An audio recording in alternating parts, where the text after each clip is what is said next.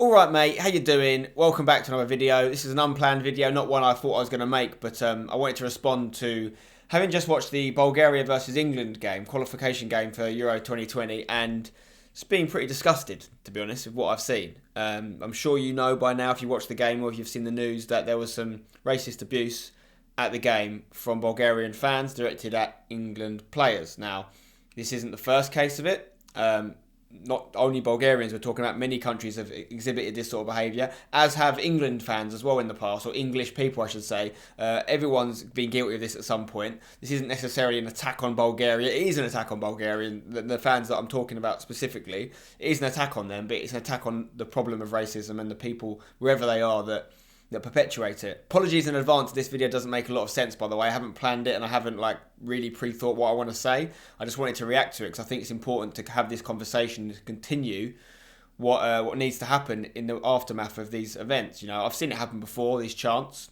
You know, whether it's monkey chants when a black player gets the ball, or whether it's booing whenever they get the ball, or whatever, or even if you just take it in association with some of the other stuff we've seen. I'll put a tweet on the screen that my friend Fogden did. He's another YouTuber who actually was at the game. He travels. I met him in Russia. We were at the World Cup last year. He goes to a lot of England away games, and he saw some of these stickers and stuff opposite the stadium, including support racism stickers and saying no to interracial relationships and terrible things like this, and including Nazi imagery or swastika imagery, that show that it's obviously a prevalent problem in Bulgaria, racism, as it is in many countries. So obviously it goes without saying that this is unacceptable. It cannot continue. It's the 21st century. It should never have happened in the first place, of course.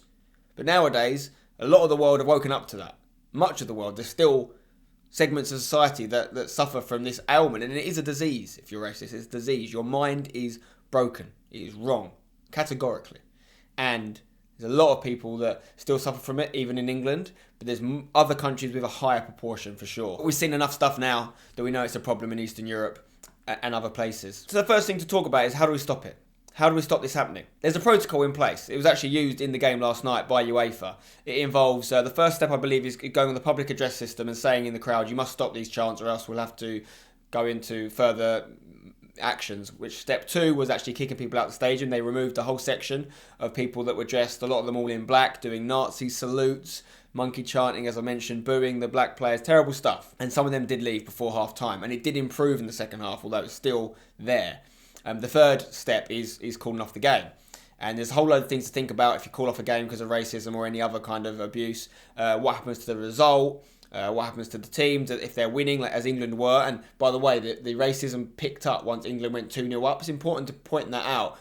Bulgaria had nothing to play for. They're bottom of the group. They cannot qualify via this group anymore. And once the game was over for them, they started to misbehave even more, the fans, which I think is even more pathetic personally. So a lot of people will say stuff like that.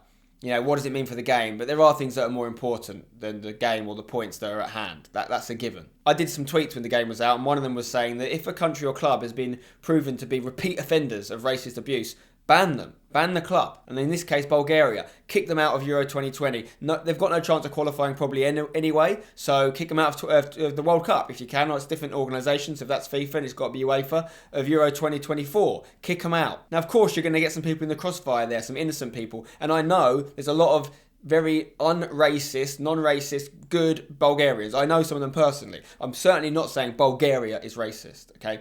But there is a segment of society there that is. And yeah, you're going to ban some innocent people. You're going to have a lot of young people that love football and are completely, good guys, not get to play or watch the sport they love. And that's unfortunate. But you've got to stamp it out. You've got to find a way to make these people listen and learn and educate them. Ian Wright said a lot of great things on TV last night. I agree with many of them. And some things are more important than football. Right, for me, England have said that they would potentially walk off if there was racism, and Gareth Southgate, who I think is the perfect man to be managing England at this sort of time, by the way, because he understands this and he's part of the modern way of thinking. And I'm not saying that other managers we've had aren't, but I'm very happy with Southgate at the helm. And it's been said that England could be potentially supported in coming off the pitch. I would have been fine with it. Personally, if the boys had agreed as a team they didn't want to play in those conditions, I'd have had no problem with it, regardless of what happened with points. But I'll tell you one thing, I would have rather seen Bulgaria do it. I'd have rather seen the home team turn around and go, guys, You're killing us here. What you're doing. And be embarrassed by it. And in fairness to Popov, the captain, he did go over to their fans at half-time and he did ask them to sort themselves out. And you have got to ask, are they doing it because they want the game to go ahead and they don't want to lose the game, or are they doing it because they disagree with it morally? Which you'd like to think is the latter.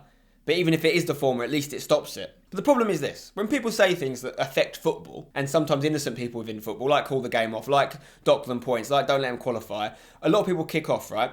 A lot of these people that kick off are white. Okay, I know I'm white. You don't need to tell me that. There are probably people thinking like, I can't talk about this or complain about this, which is ridiculous. Of course I can. Of course I can be offended by it. I personally don't know what it feels like to be racially abused. And I'm probably lucky enough to say that I never will. That doesn't mean I don't think it's terrible. It doesn't mean I don't know people that are hurt by it and can be hurt by it. And it doesn't mean I'm not embarrassed as a human being to breathe the same breath as some of the people that do this stuff. The people that say you can't do that because you're punishing innocent people and all these things. Listen, you're putting football first. And you're talking to a man right now, and then you're listening to a man who has put football first in many of his things in life. My whole life is built around football. You know this. Everything I do is some form of football. And I love it. I love playing it, watching it, and everything about it. I don't want it to stop. I don't want it to go away. But there's things that are more important, guys. This is one of them. When World War I happened, and a lot of English guys had to go off to war and fight for a shared cause, the football stopped. Okay, the football stopped. And I'm sure there was people that missed it. And I'm sure there was loads of people that were gutted that Preston weren't playing Everton or whatever. But people understood largely because there was a huge effort to stop something which people generally agreed was wrong. And that was, World War I or World War II or whatever. These huge efforts where the country comes together and says, we do not want this to happen and we're going to stop everything else. We're going to prioritise this and then we'll come back to normal life after that. Okay? Why do Bulgaria and other countries not look at the problem of racism in the same way? Why do they not say, guys, racism is so bad that we're going to stop everything that you're used to until we sort this out and then we'll come back to it? You know why they don't do it? Because not enough of Bulgaria care. And not enough of Bulgaria care because, and this isn't a judgment, this is just a fact, not many of them are black. Not many of them are segments of society that get racially abused. And when you're in a country that's slightly more cosmopolitan, slightly more multicultural, like England, like others, as the generations grow and people start to be educated and understand it, those things start to change. Now, of course, there's still racism in England, but I believe personally, and I have been part of this personally, when I've seen racism in the ground, I've said something. I believe that if there was a huge organised group of racists at a ground, there would be a riot in England. I really do, whether it's in the stadium or in the streets afterwards. Enough people would be unhappy about it that would kick off. And it wouldn't even need officials to get involved because the people would sort it out. It's not happening in Bulgaria. Now, there's a lot of people in Bulgaria who I'm sure are threatened by it and don't want to speak out because they're worried about their own safety. And I pity those people. I do. Get out of Bulgaria, guys. If you're forward thinking and you don't want to be part of that and you don't feel safe in trying to stop it, then leave. And maybe you can't leave. Some people haven't got that freedom of movement. Some people are trapped. Some people don't have the money. I understand, and it's a horrible situation to be in. But if you're someone in Bulgaria or any of these countries that exhibits racism often, and you do have the power to stop it, maybe you're in a position of power, maybe you've got some influence, and you're not doing anything, you're just as bad. And I'm not in a position of power in terms of politics and real influence in society, but this is the best I've got. And that's why I'm making this video. I can share my opinion for whatever it's going to do. I don't know if it's going to help. But at least I'm trying, and that's what more people need to do in the countries that are really making this a problem. Everyone in leadership positions, whether it's UEFA, whether it's FIFA, whether it's the FA, whether it's the Bulgarian FA, whether it's the United Nations, UN, I don't know. Anyone bigger than football, outside of football, this needs to be on their agenda. Racism needs to be on their agenda, and it should be a high, high priority. And people should be getting involved out of football and putting sanctions on countries if they have to. I'm not an expert on that sort of thing, guys. I'm not going to pretend to be. I don't know where Bulgaria fall within the politics of the world, but I do know when countries have had serious political issues or human rights issues in the past, they have been frowned upon, they've had sanctions put on them.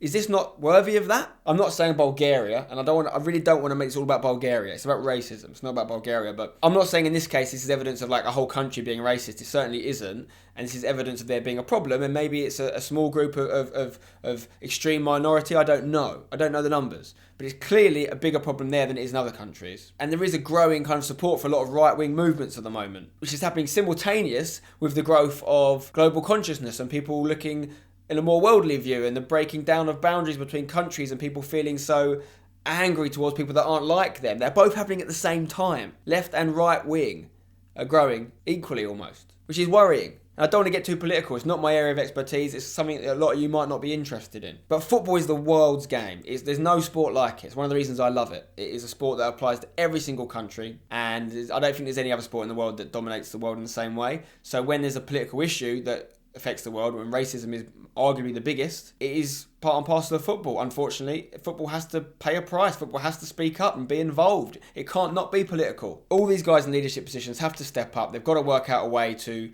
educate people. That's the main thing you've got to do. It's not about punishing people and then creating, because this is just an example I'm pulling from the top of my head now, but I remember learning at school in history, everyone was so angry with the Germans and what happened at World War One that they imposed all these sanctions on them. It was called the Treaty of Versailles, and it basically meant that Germany was ruined as a country. They couldn't recover from the war because they had all this money and these reparations they had to pay to the countries they'd fought. And what that did is it made Germany even worse, because it made them so angry, and it made all the people that had come through, the new generation that weren't the people fighting in the First World War, have no money. It was a terrible place to live. And what did that make? It made bitter people with resentment, the sort of people that ended up supporting the Nazi party, and it all happened again. So I'm not saying it's a case of just punishing. We've got to educate. We don't want people not being racist because it will be really annoying for their football team if they're racist. We want people not to want to be racist. We want people to not view the world that way and not judge someone because of the colour of their skin. How crazy is that? Would you judge someone because of the colour of their hair? There's no difference, guys. I don't know where I'm going with this. I haven't got a particular point I want to make. I'm just annoyed that this is still a thing. I'm angry. I can only imagine what those of you watching who are part of ethnicities that do suffer racial abuse are thinking and feeling right now. My thoughts are with you. I'm not going to patronise you and say that I can imagine what it feels like. I don't. I was talking to some of the guys about it earlier, and I was saying, like, I can only imagine one of those instances where everyone's had an instance where they feel really uncomfortable. Maybe they're in a new place, joined a new school or a new team, or they feel like they shouldn't be there. For whatever reason, they just feel really uncomfortable. And it's horrible. No one likes that feeling. Imagine having that feeling all the time. Or imagine going to a country where you have it the whole time you're there, whether it's Bulgaria or somewhere else.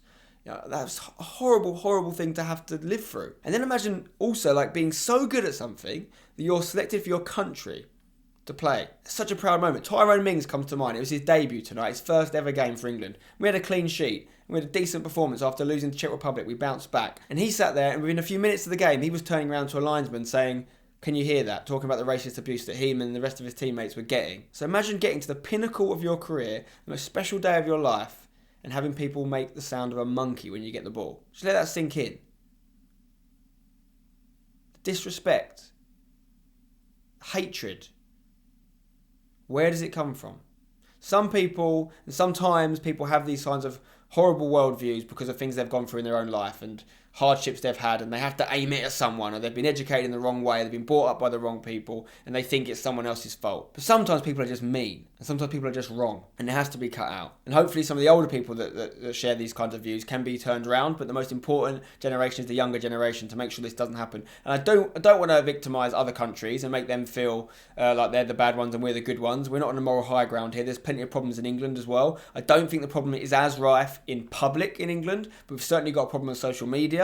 You know, we've seen things recently, like when Pogba missed that penalty for Man United and he was getting horrible things tweeted at him, a lot of them from English people. You know, that's just unacceptable. There's a lot of keyboard warriors that would say stuff online they'd never say in real life. Whether it's online or real life, it doesn't make a difference. You shouldn't even be saying, you shouldn't be thinking it. It shouldn't even come to your brain. And it's all of our responsibility to change. It's not just black people's job to change it. It's not just people in positions of power's job to change it. Everyone has to want to change it. You have to be offended, guys. So now I'm talking to the people that aren't racially abused watching this video. People like me who've been lucky enough to never suffer anything like that. It's your job to change it. Whether it's in a conversation with your friend who doesn't agree or doesn't think it's a bigger deal, or is saying, "Oh, you can't call the game off though." No, forget the game. It is a game. There are more important things in life. You're talking to a guy who puts football very high up on his list of important things and has sacrificed a lot for football. This is more important, guys. Like I say, I don't know where I'm going with this. I'm not going to keep talking for too long because I haven't got an ultimate point I'm asking you to do, or I'm just asking you guys to if you don't empathise already, and I think a lot of you probably agree with what I'm saying, I hope you do, but if you don't, really think about why you don't. Really challenge yourself. Because I share a lot of opinions on this channel and on social media, a lot of them unpopular, and I'm more than happy to be challenged, and I'm more than happy to be pulled up on something if someone thinks I've said something wrong, or have that debate. If you don't agree with me on this, or if you do have racist thoughts, I'd love to know why.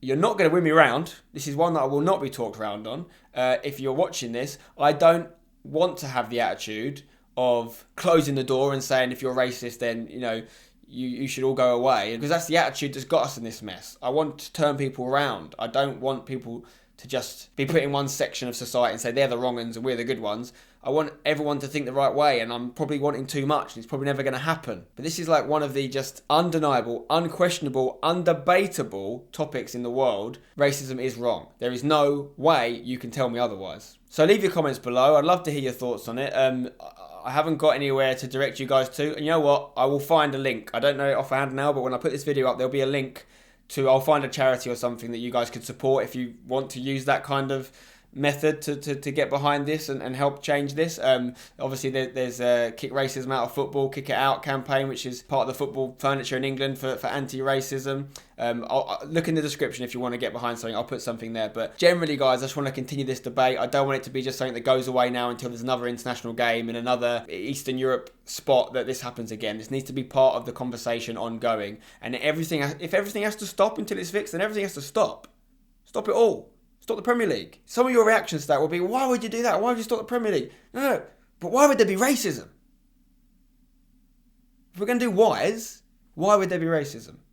That's the question we fix, we address, then we work out the fun thing we do on the weekends, i.e. playing football or watching football, but we fix the problem first. Overall, I'm very happy with the way England performed. If they'd have left the pitch as I mentioned, then I would have been fine with that. But I think it's a great performance. I'm particularly happy, for what it's worth, that so many of the scorers were black or of mixed race. A lot of people don't know that Ross Barkley's mixed race. He's got a Nigerian grandfather. He scored 2. Raheem Sterling was phenomenal, and it's a great way to shut him up. But as Ian Wright pointed out on TV, playing well when you're racially abused is not enough. It shouldn't be considered that's the best way to stop it. Just play well. Well, if that stopped it, they wouldn't get it again, would they? Raheem Sterling's done that many times. He wouldn't have had racism a second time, a third time. It doesn't stop it. And Sterling's a legend, by the way. Like, not just on the pitch. He's won a lot of fans off the pitch in the last year or so with the way he's called out the media and really taken responsibility on. And I think he's fantastic. But he's not enough to stop this on his own. He needs some help. But in general, I do think the England team handled the situation very well. It was their choice to continue playing. And I think Gareth Southgate's the right man in charge. I believe that he